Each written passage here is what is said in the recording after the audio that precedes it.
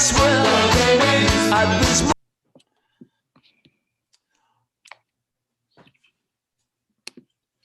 All right, everybody. Let me turn my camera on here and let's get started. Welcome to today's webinar on pitching digital transformation. And I'm going to go ahead and share my screen here. I want to start by, I'm assuming if you're on this call that you're probably bought into the importance of digital transformation. I want to just take 1 minute and explain when I say digital transformation, the way I think about that and what that means to me. And then on today's webinar, I've had the opportunity in my life to participate in many large enterprises, strategies around digital transformation and pitches for large funding for digital transformation. And so I want to go through today some of the techniques that I've seen work the best to persuade the key decision makers to make investments in digital transformation.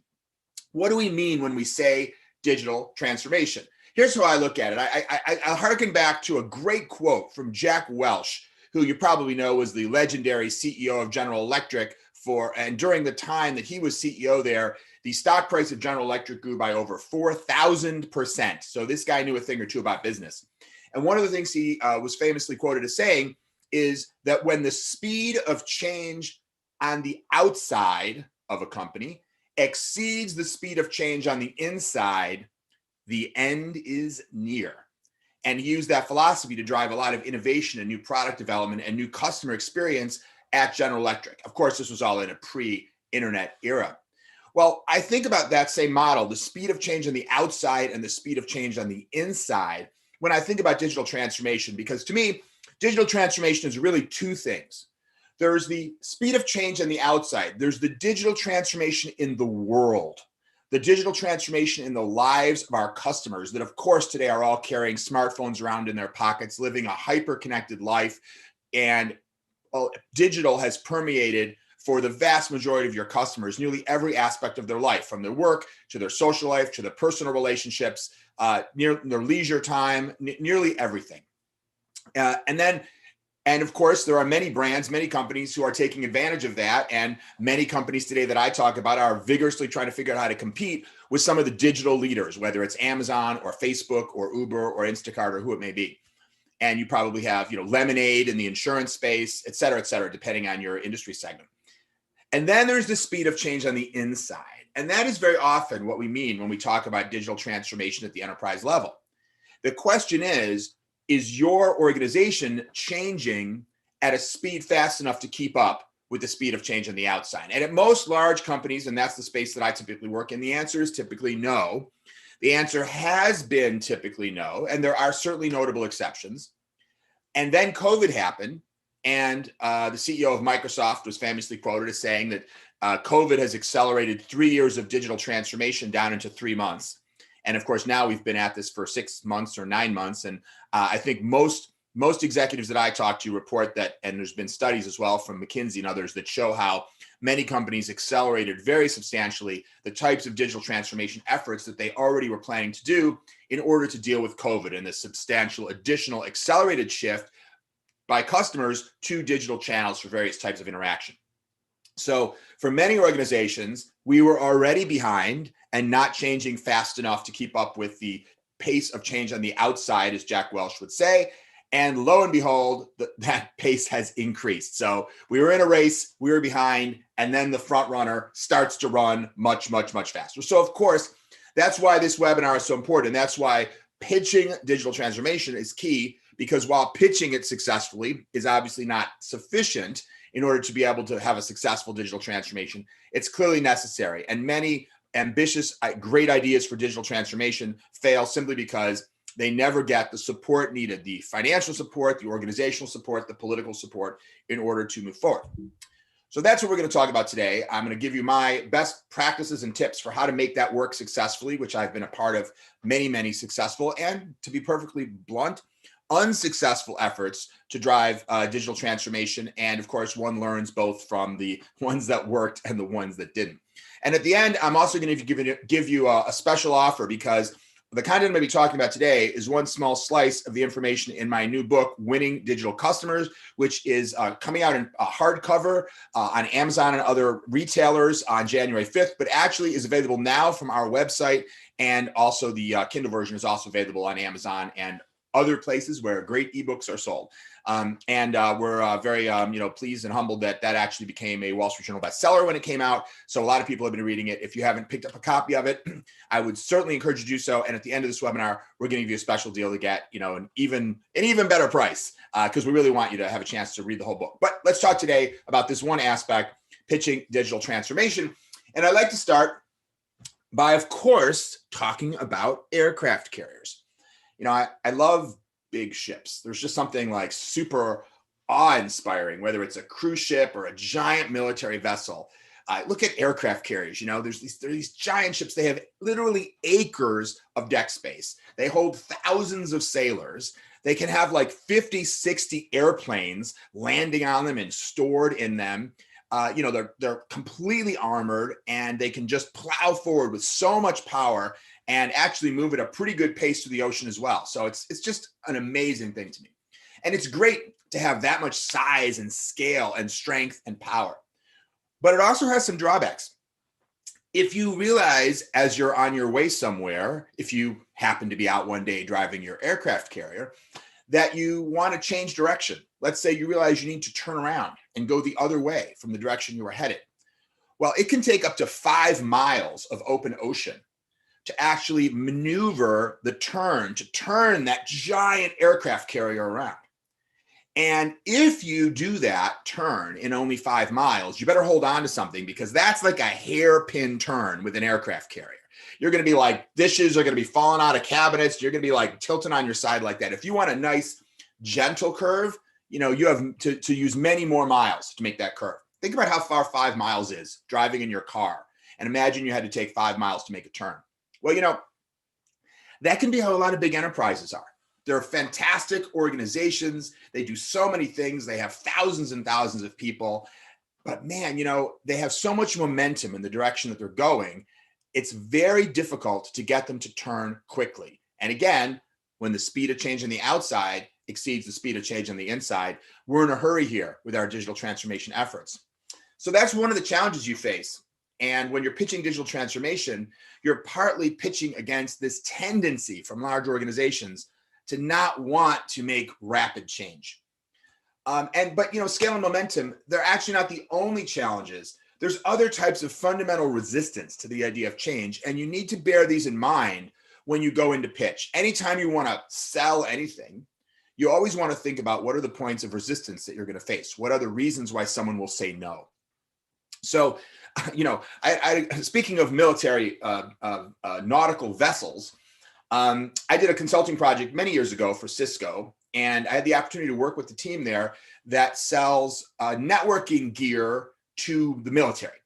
And so I learned that when the government, and the US government, issues RFPs for them to respond to provide networking gear like routers and switches for example, an aircraft carrier, one of the things that CISCO or other companies that are bidding have to commit to is that they will continue to supply replacement gear, replacement units, if they fail and need to be replaced, for up to 15 years. And that the replacement units will be exactly the same as the original units that they put onto the ship.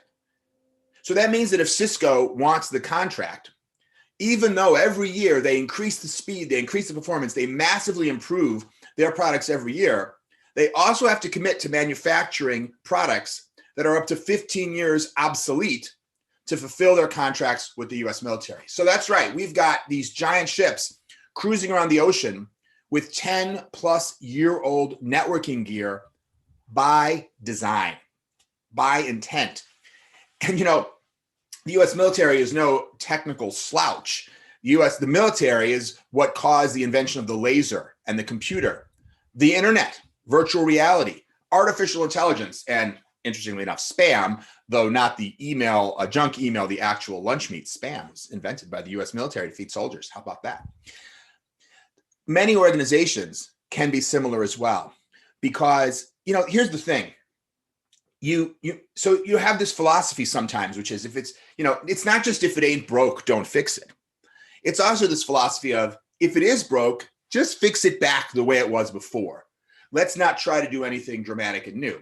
And, I would understand if you thought like that this sounds kind of crazy. Like, why on earth would you do that? Why would you want to keep things the same when it's obvious that there's so much better stuff that you could replace it with?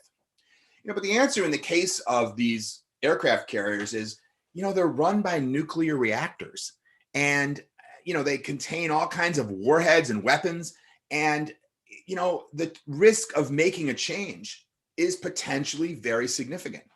So it's not totally crazy to be concerned about the impact the change could have and to be worried about whether that change is really worth it. Change can be risky, it can be disruptive, it can be problematic, and it has to prove that it's really, really worth its weight in risk and inconvenience. But so does that just create an unsolvable dilemma? You have to either remain stuck in the past or risk, a nuclear meltdown. The answer, of course, is no. There are many things we do in planning digital transformation which allow us to identify risks in advance, to plot a course so that we can detect as we go along whether those problems are occurring and navigate and around them. And of course, most digital projects don't have the life or death criticality of a nuclear powered submarine or aircraft carrier. But the fears that many people will have when being asked to really put their jobs on the line, to put many tens or hundreds of millions of dollars on the line for digital transformation, still are key points of resistance that you have to overcome. So you have to know that when you're pitching large-scale digital transformation, it is not obvious to the people you're pitching to, most likely, that this is what you should do. It's easy to see that the world is changing. It's easy to see that if you don't keep up, you are going to have a problem. But because of the fear and concern of the risk of change, you must be very persuasive. You cannot go in with the assumption that everybody sees it the way you see it. But you have to recognize that there are some people who are going to be a lot more focused on their fears and their risks than on the upside, or even the risk of the current, the risk of inaction. And so I'm going to talk about a couple of components of how to deal with that. This is about psychology as much as it is numbers. You have to take people who may be worried and fearful and inspire them to want to take action. And you also have to deal with their rational concerns. But I'm going to talk a little bit about the inspiration part, and then we're going to talk a little more about the rational part. The most powerful tool that you have to inspire people is the story. And if you think about some of the most persuasive and influential things in history, they very often are in the form of stories, whether it's the Gettysburg Address, Martin Luther King's I Have a Dream speech, or just the top TED Talks. Listen to 10 of the most popular TED Talks. And what you'll discover is that they're all either a story or collections of stories, or stories nested in different ways. And I'll give you some examples of that in a little bit. Now, why is that? I mean, when you're a little kid, you like to be told a bedtime story, but why is it that in business, a story is so useful? Why is it that stories captivate people's attention so much? The answer, evolutionary psychologists tell us, is that it's actually wired in our DNA to pay attention to a story. If you think about primitive times, and you think about what is a story?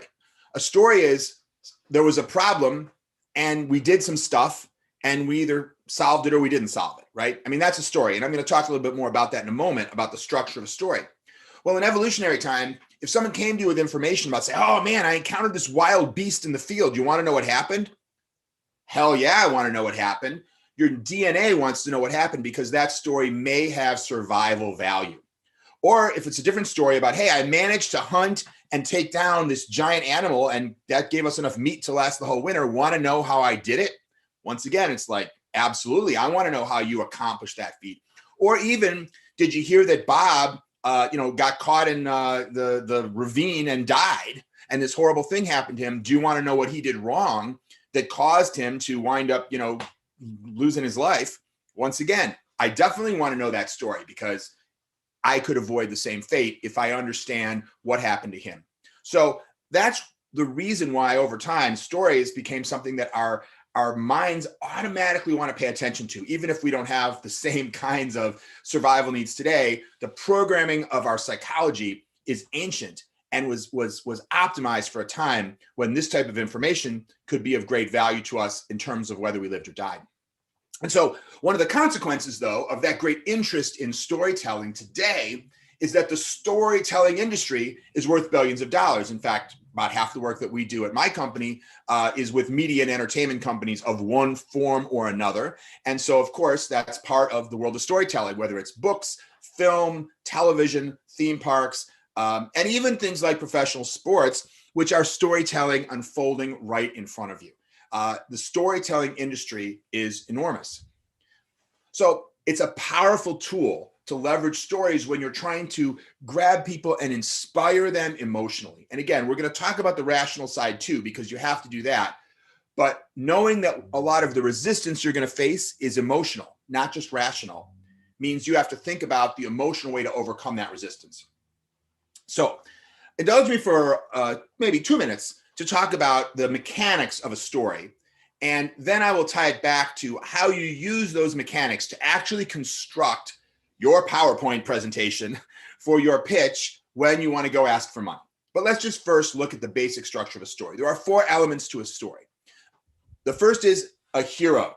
Every story has a hero, whether it's Indiana Jones or Amelia Earhart or whoever it may be, right? Luke Skywalker. It's the main character who has something that they're trying to achieve. And, in my book, I give a couple of examples. There's actually many, many stories in my book because I believe, as I've been saying, storytelling is so essential. But just 2 quick examples. I talk about Hideo Shima, who was a Japanese man who, after World War II, took over and led a Japanese rail reconstruction after Japan was so decimated by the war.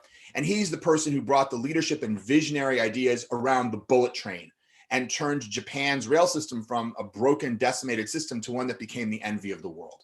And he overcame all of the different challenges that he faced in trying to accomplish that. A great hero and an example, not just an example of a hero, but his story is an example, meaning it's a story that says, hey, this is somebody who was bold and visionary and led to massive success. Therefore, this is a story we want to learn more about.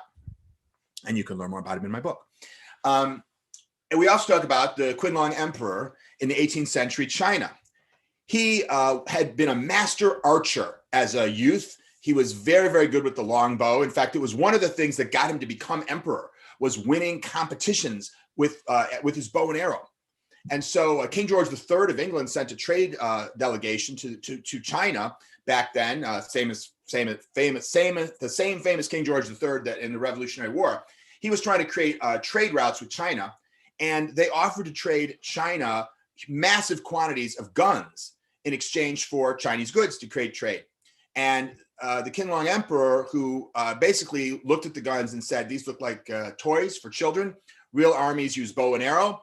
And he, at the end of the meeting, said, I have no use for any of your toys, and sent them on their way. In fact, he said at one point that they were toys, that guns looked like weapons for children, not for real armies.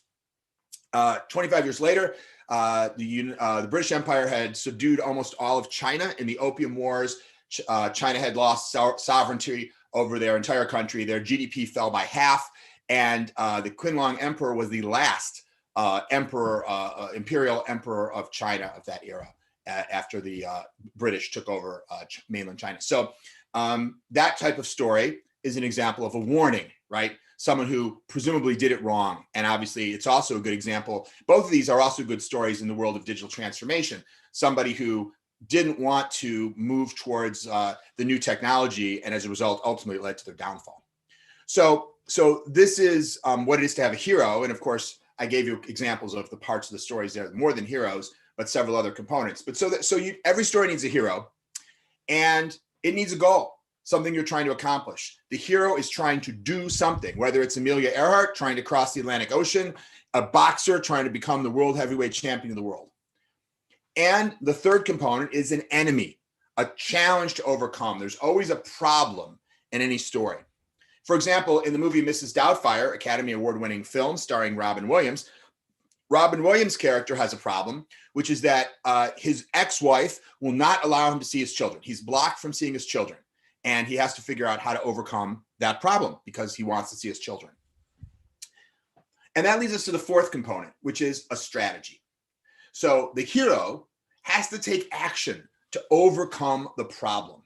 And of course, it is the strategy, which is the core value of the story. This is the thing that has the survival value. How will this hero attempt to overcome this problem?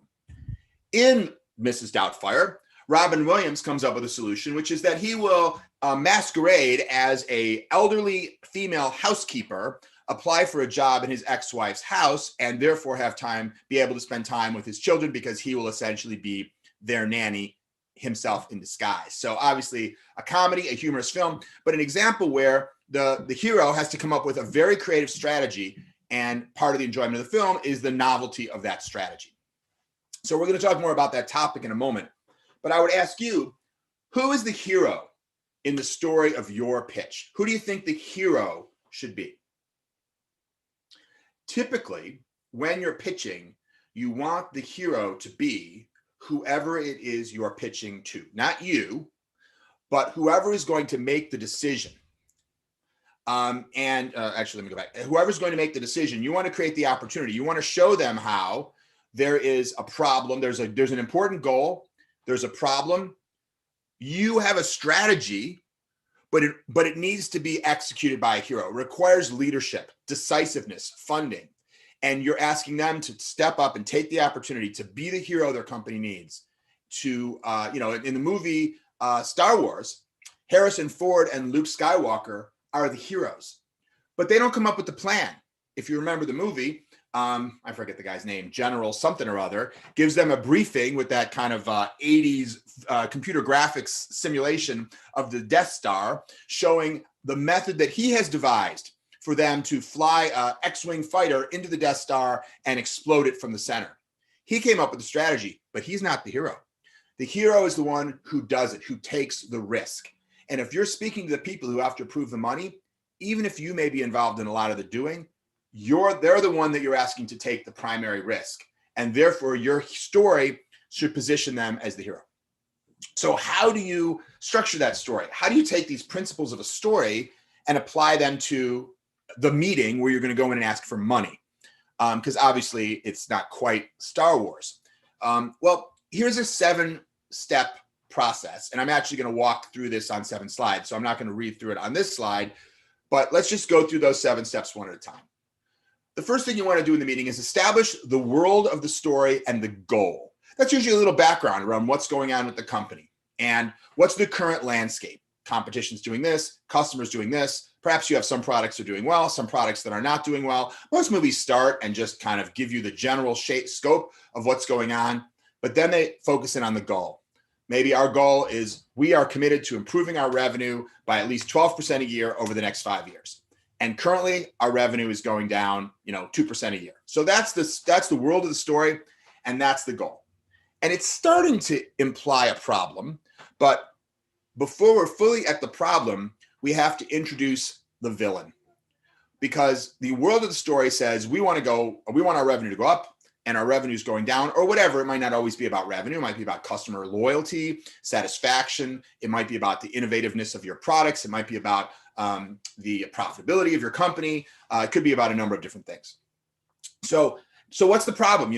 For a lot of companies, like Amazon stealing all our business, or these millennials, they have a different desires, different appetite. They don't like our products. They want a more digital experience.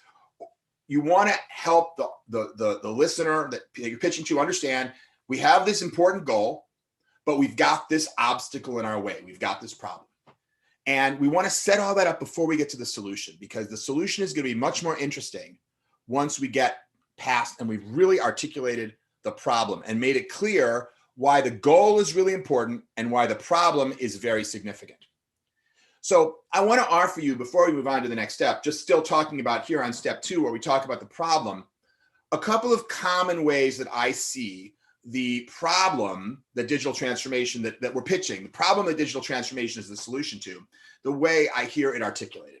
So here are 5 different variations, and yours may be one of these or it may be a different one. The first is we're getting clobbered, right?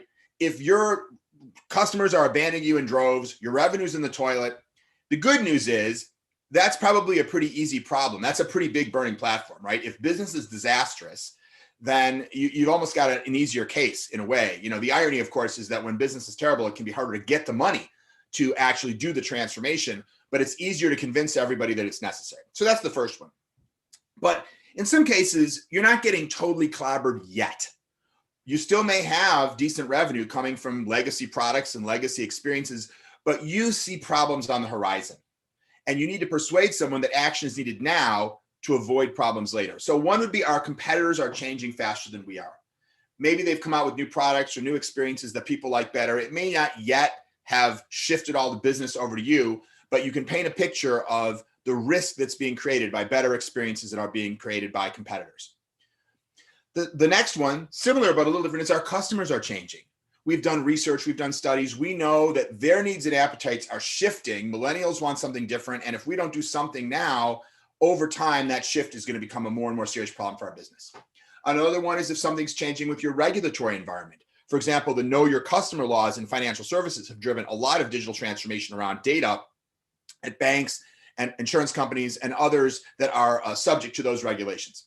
And lastly, when growth is an imperative, but we can't scale to the next level. If our goal is to, double our business over the next 2 years, but our existing systems wouldn't be able to handle it. Our method of acquiring customers wouldn't make that cost effective. We wouldn't be able to handle the customer support issues.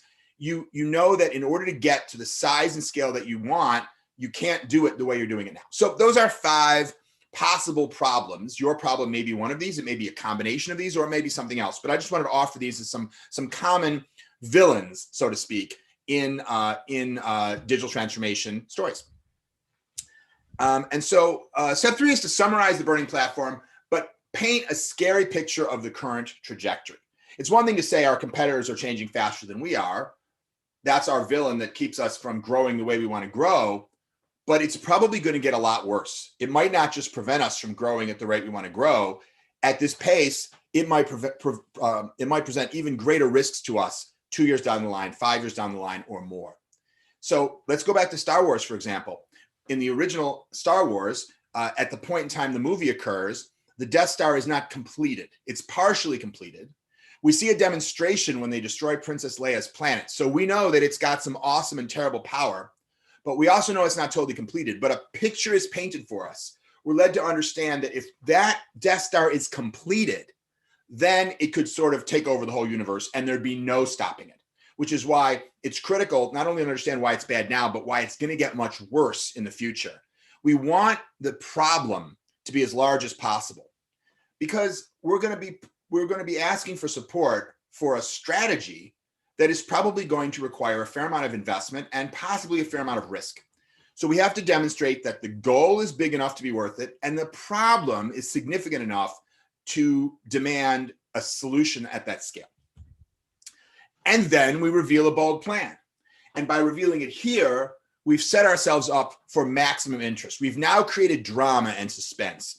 We may have gotten people down a little bit, by the way, and you don't want to be fearful of that.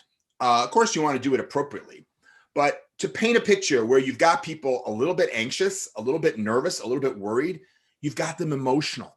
And you need a little bit of that. Hopefully they're not, crying on the floor, but you've got some anxiety going in them. You've painted a picture that could be pretty bad. That's what most stories do. The potential, if the hero fails in his strategy, should be potentially catastrophic. That's what makes the movie interesting. That makes it gripping. And that's what makes the strategy worthwhile. So we reveal a bold plan, and it can be helpful to use nested stories to show why the plan is sound. When you use storytelling, it doesn't have to be one story all the way through. You'll notice that in this presentation, I've told you several stories, and sometimes I'm at one story and then I jump down to another story and then I finish the first story. So let me give you an example. If you're here and you're talking about your bold plan for how you're going to transform the customer experience, remember, you're in the middle of telling a story of how you're going to help the hero, the person who's funding the project, overcome the problem of the business threats to your company. But all of a sudden you might say, well, let me explain to you how this new insurance app will make a much better customer experience for our customer. Let's say Sally is trying to get a new auto policy for her family, and she goes to our app and she tries to do A and she tries to do B, and she has these problems, but the new app will allow her to do X, Y, and Z, and then she'll be able to solve her problem more easily. Well, now you're telling another story, right? You're telling a story about Sally and how she's going to use the app, and it's nested inside your main story. So it's like a little example that helps them understand, and with rapt attention, because it's another story, you want to see how Sally's going to solve her problem. So you apply all the same principles, but obviously in a shorter way. And then when you finish Sally's story and you have that satisfying payoff of, great, the new app has really helped Sally, and it's also helped us secure a customer. So we see the positive business outcome. It's an example. Then you're going back up to the main story. So now let's continue to talk about the strategy and the plan and how we're going to execute it. So nested stories can be a very powerful tool. Once you've laid out the story, you want to let the audience become co-creators. You know you've successfully engaged them when they're not just asking critical questions like, well, how do you know that's going to work? But instead saying, well, what about if we did this? Well, would it work if we did that? Well, do you think that this is one of the factors we have to overcome? When they start to become co-creators, rewriting the story with you, now you've really got them engaged, and you're much more likely to be on the road to getting what you want. And then lastly, step 7, have a satisfying emotional ending. You don't want a meeting to just end with like, okay, well, this has been a good discussion, bye. Even if there's discussion, and of course that's step 6, when we say let the audience become co-creators, is very often what you classically refer to in a business meeting as just discussion or Q&A. But have an ending. Know that whenever that discussion is finished, you want to recap a satisfying emotional ending. Now, what is a satisfying emotional ending? A satisfying emotional ending of this type of story is when you remind them, what does the North Star look like? Hey guys, when we make these changes, this investment is going to allow us to make these improvements and these changes. We anticipate it's going to deliver this kind of result in the marketplace. It's going to be tough. We'll probably have challenges along the way, but by 5 years from now, it should put us in a position to have 25% more revenue, substantially better customer loyalty, and position us for the future, whatever else. That sense of this is the outcome and this is the ending, and then you can end the meeting. Okay. So I want to just spend a couple minutes, and then we want to allow a little time for questions and answers as well, talking about the rational side. I promised you I was going to talk a little about the emotional side, and I've been covering up till now how to use storytelling to really get people engaged and want to do this. And that's critical because many studies have shown that most decisions that people make are made emotionally and then rationalized logically. But nevertheless, someone can get all excited about what you're describing and then say, really, I'd love to do it. Like in my heart, I want to do it, but wait a minute. How much is this going to cost? And like, how soon are we going to get the money back, right? That's all of a sudden the rational side coming in. In fact, in one study, 69% of transformation leaders said, justifying the value and the ROI of digital transformation is very challenging. And that can be because when you're transforming so much, it can be very hard to accurately predict exactly how many dollars and cents are you going to have as a result in the third quarter of 2021. It's hard to predict the precise timeline. It's hard to predict the precise adoption level, and it's hard to predict a result in the marketplace. So it's very, very important, first of all, that you talk about as many categories of value as possible. So some of them are obvious, right? We're going to get more revenue because we're going to get more customers. We're going to lower our costs, perhaps through automation. But there are other domains of value as well. So part of creating a great pitch is thinking about how do I make sure I touch on and incorporate into my story as many of these domains of value as possible. Luke Skywalker not only saves the universe, but also gets the admiration of the girl that he's after.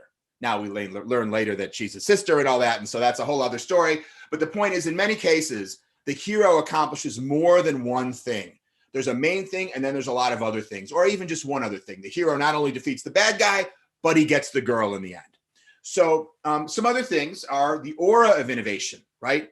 When people see that the company is doing more, that improves the company's reputation, the view in the marketplace. That's great for the morale of the people at the company. It's great for the stock price. The creation of intellectual property. When you innovate, you may be creating intellectual property that can be licensed or sold in other ways. You may wind up creating whole businesses based on digital expertise. So you just want to think about what are all the different possible realms of value that can come out of it. And of course, you want to make sure you're doing a good job of reminding them all the different kinds of benefits. Like I mentioned earlier, your employees are going to be energized. Your customers are going to love you more. It's going to be easier to recruit employees. all of these things have a bottom line impact. Some of them are more measurable than others. Increased investor confidence, more favorable treatment from the press. You want to make sure that all these areas are covered, in part because of risk. Because here's the thing. Any great strategy has some risk associated with it. Did Robin Williams take a risk when he dressed up as Mrs. Doubtfire to go be able to be the nanny for his kids? I mean, yes, huge risk, right? He could have been found out very easily. And in fact, a lot of the fun of the story is those risks and how we see him trying to get around those risks. And many movies have a hero that tries to accomplish something and it doesn't work. So they have to try it another way and it doesn't work, and then try another way. And finally it works or doesn't work. From a rational perspective, pitches are better received when there's a sense that there is a rational look at the risk. In other words, rather than going in and assuring people, this is a slam dunk, this is going to be no problem, give me the money and I promise you it's 100% guaranteed this will be successful. Well, on a project of the scale of a digital transformation, if you say that, you lose immediate credibility, because smart business people know that that is not realistic. And so instead, what we recommend is think about the different types of risk. And we have a model in the book, and this is just a little piece of it, that identifies a variety of different types of risk these types of projects face. And this is only some of them, but the implementation could fail. People might not actually use whatever features you put forth. There could be a legal issue. Many digital transformations, many innovations face legal challenges. There could be, you could disintermediate your value chain. So I'm not going to go into these right now, except to say, identify those risks and mention them, because that adds credibility to the story. And it shows that you too are thinking about it rationally as a business person and not just as an inspiring, persuasive storyteller.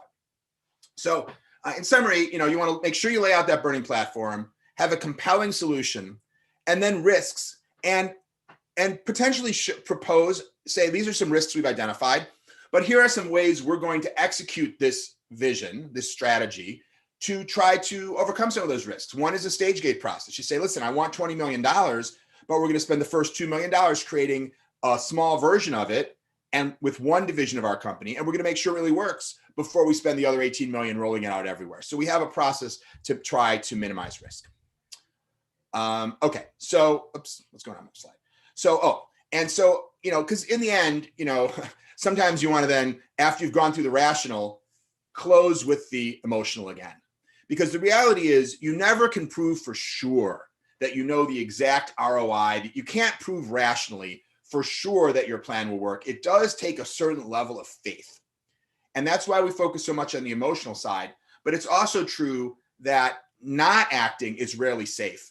I sometimes think of digital transformation pitches like there's a burning building, and you've got someone up there on the third story window, and you're down at the bottom with that big trampoline, that they want you to jump into. Well, on the one hand, if you stay where you are, you're almost certain to die, but jumping down 3 stories onto that trampoline doesn't look too appealing either.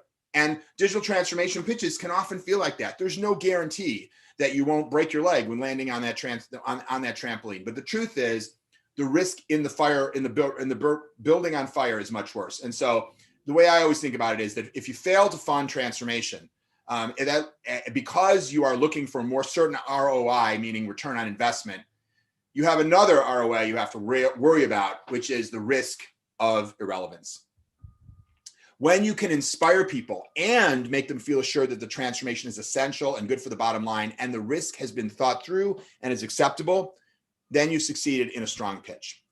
So this is just one part of my book, Winning Digital Customers. We're actually making the hardcover book available for only $9.99. If you go to the link, you can go to wdc.ht/chapter. You can actually get a free copy of the first chapter as a PDF. So give us your email, we'll email it to you. Or just buy the whole book if you like. We will mail you the hardcover version, which is now just now available. And that is $9.99 for a limited time for people who are on this webinar, plus shipping and handling. I think all in it's around $15. Or you can also go to Amazon, and I believe that the ebook is still available for $7.99. So if you want to buy just the Kindle version, you can do that as well. So if you just want to go directly to order, wdc.ht/order. If you want to get the free chapter, you go to wdc.ht/chapter. And that is it for my remarks. But I'm happy to take a few questions with the time we have left.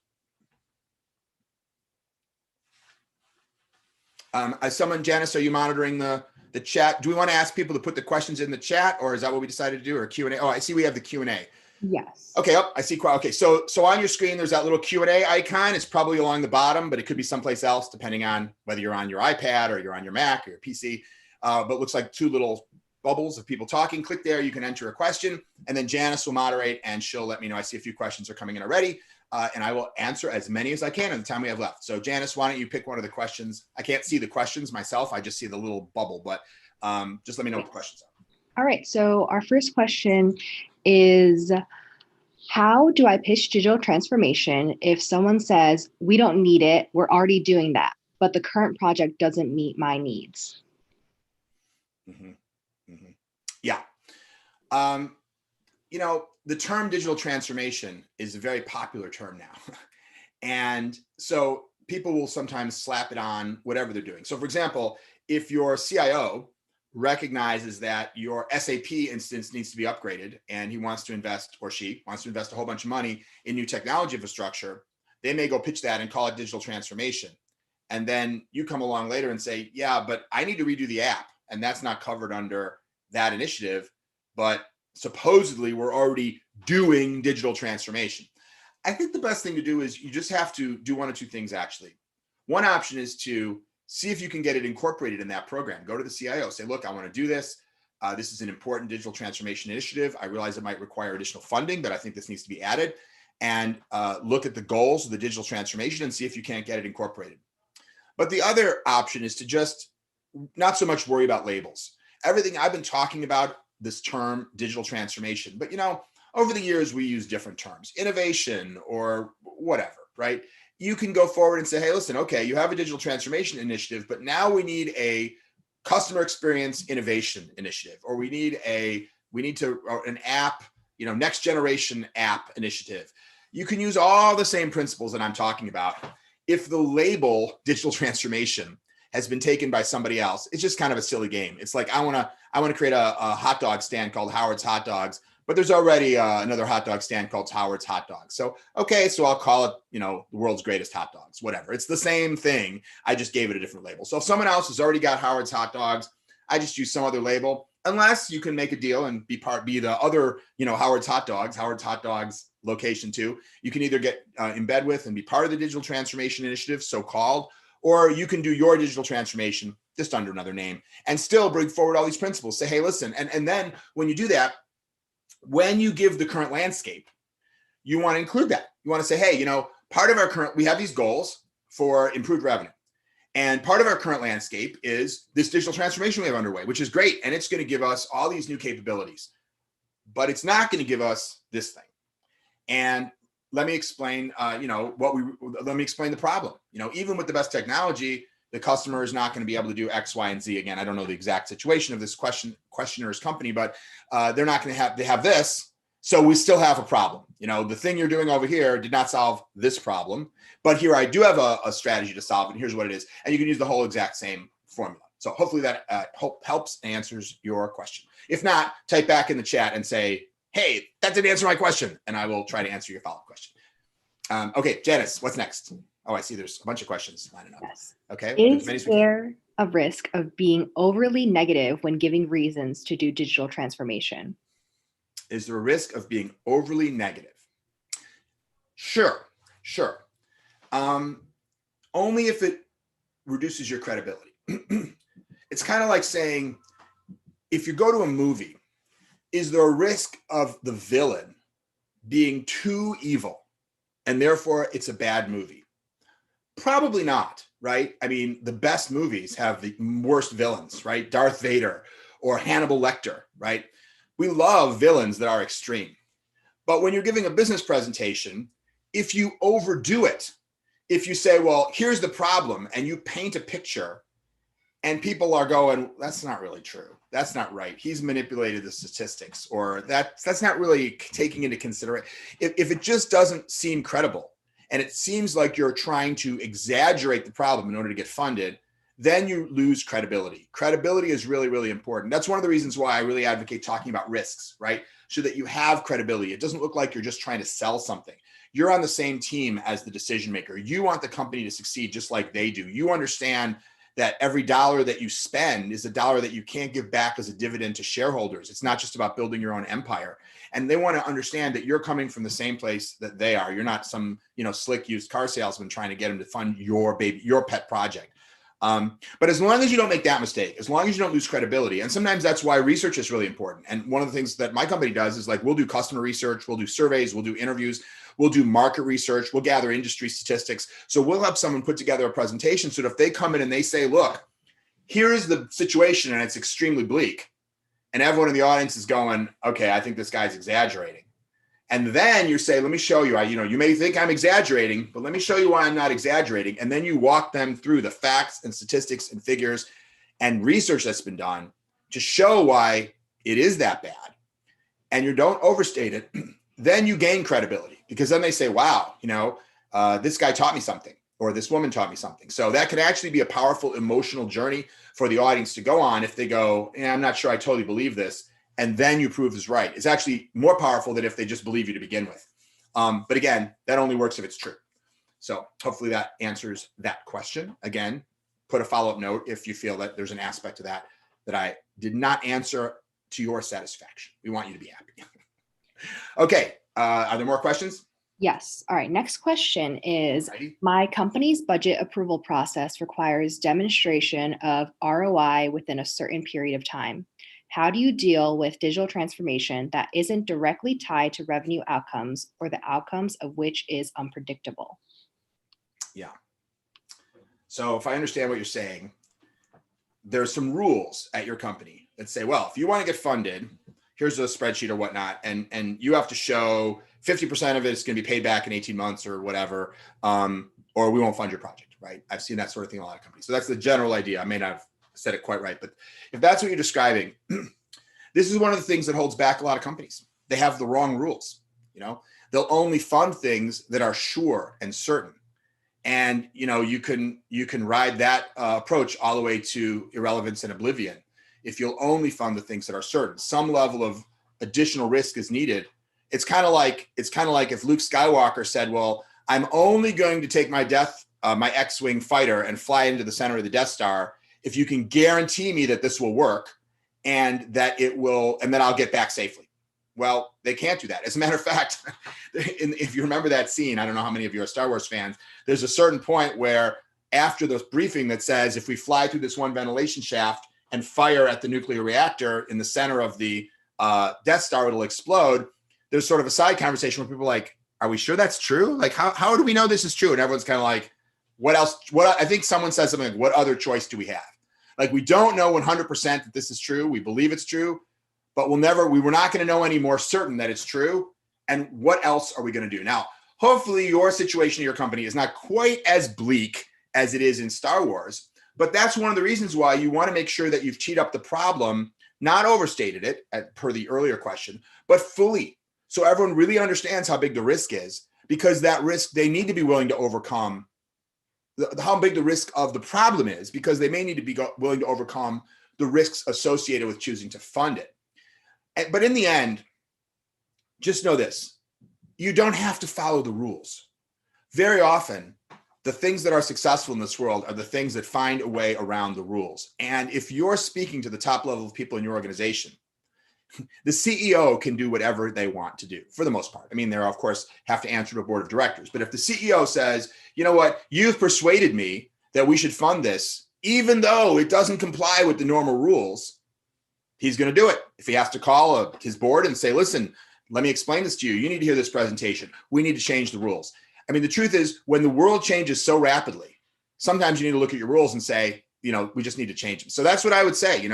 If your rules don't permit your company to be successful, then they have to be rewritten. And you know what? That's part of digital transformation. Part of digital transformation is looking at not just your technology or your customer experience, but how do you operate? How do you make decisions? How do you, do requirements for applications? How do you support customers? How do you manage data? All kinds of things. And how do you make financial decisions around funding and things like that?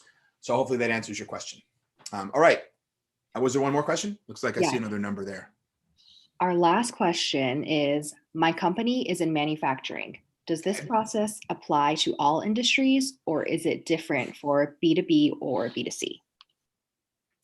Yeah, no, I don't think I mean, the high level process that I've walked you through should be fine. Now, of course, the details are different when you explain the landscape and the circumstance of the world. Just like every movie is different, right? It's kind of like saying the structure that I talked about, where there's a hero and a problem and a villain and a strategy. Is that true in a comedy?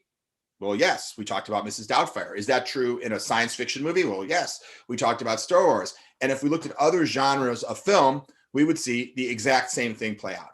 Now, of course, the details are different. The nuance, the information, the way it's presented is not exactly the same. So I think what you need to do is just say, within my company, what is the current situation? What is the goal that we have?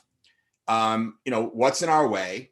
It is true that some industries are more threatened by the pace of change in the world than others. Because let's face it, the way people bank today, the way they, handle their money has been completely changed by digital. Nobody, but very few people are going to go into the teller and deposit their money. And, like the whole way we manage our finances is highly digital. But, for a lot of people, the way we buy a box of breakfast cereal has not been transformed nearly as much. Although now during COVID with Instacart and things like that, more grocery delivery, we're seeing more transformation. But even still, the majority of consumer packaged goods, especially sort of, food items, for example, grocery items, are sold in a fairly traditional way still to this day. So you might say, well, if you're in a slower changing industry, the level of urgency may not be quite as great. And that's fine. It's fine to acknowledge that. Don't pretend that it's worse than it is. But the truth of the matter is, one of the things we talk about in the book is the New York City taxi medallions. New York City taxi drivers 7 years ago or what have you weren't driving around New York City thinking digital was going to create a big problem for their business, But back then it cost about, I think it was $200,000 for a medallion, one of those metal things they staple to the hood of your car that proves that you're a licensed New York City taxi driver.